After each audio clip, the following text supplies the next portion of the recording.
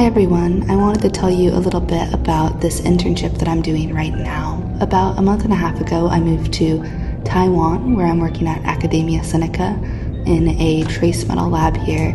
I wanted to tell you a little bit about my lab work because it's so different than what I've been doing in Guam, and it's been really interesting to learn about so far.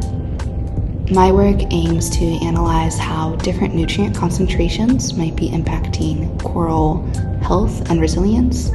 And the way we're doing that is we actually gather our corals from another lab up in Keelung, Taiwan at NTOU, and then we bring them back and we put them in little petri dishes.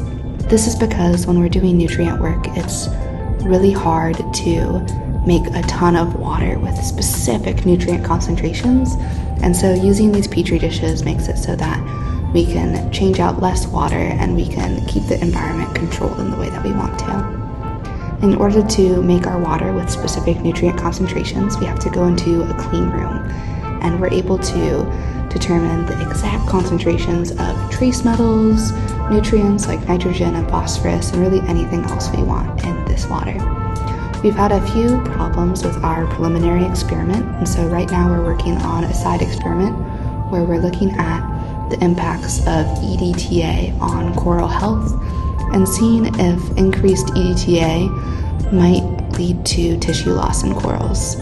In this video you can see Yining, she's my lab mate here, and we're working on this project together. After we make our water, we analyze our corals in two ways. One is using a microscope like you can see here, where we analyze the coral health by looking at their polyps, their color, and their surface area over time. Another way is by using PAM fluorometry, which I've talked about in the past in my sea bass coral videos.